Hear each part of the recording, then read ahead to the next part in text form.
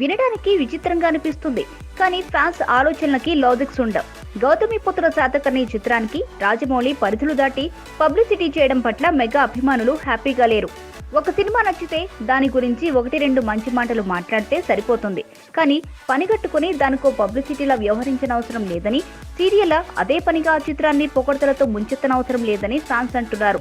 చిరంజీవి బాలకృష్ణ చిత్రాల మధ్య పోటీ ఉన్నదని, ఇరు వర్గాలకి ప్రతిష్టాత్మకమైన చిత్రాలని తెలిసినప్పుడు రాజమౌళి ఇలా వన్ సైడెడ్ గా ఒకటే సినిమాని మోయడం ఏం సమంజసమని, ఇది ఎలాంటి సంకేతాలు పంపిస్తోందని వారు ప్రశ్నిస్తున్నారు.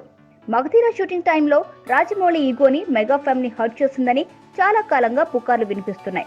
ఆ తర్వాత వారి ఫ్యామిలీతో తనకు విభేదాలేమీ లేనట్టు రాజమౌళి కనిపించినప్పటికీ పలు సందర్భాల్లో అతను చేసిన వ్యాఖ్యలని పోస్ట్ మార్టం చేస్తూ చిరు ఫ్యామిలీకి అతను వ్యతిరేకని ఫిక్స్ అయిపోయారు ఫ్యాన్స్. గౌతమిపుత్ర శాతకర్ణి విషయంలో రాజమౌళి అత్యుత్సాహానికి అదే కారణమని ఆక్రోశం వెలిబుచ్చుతున్నారు. చిరంజీవి 150వ చిత్రాన్ని తాను డైరెక్ట్ చేయలేనని ఓ సందర్భంలో రాజమౌళి అన్నాడు. మరో సందర్భంలో రజనీకాంత్తో సినిమా చేసే అవకాశాన్ని వదులుకోలేనని కూడా చెప్పాడు. ఈ రెండింటినీ లింక్ చేసి రాజమౌళికి చిరు ఫ్యామిలీతో సత్సంబంధాలు లేవని తేల్చారు.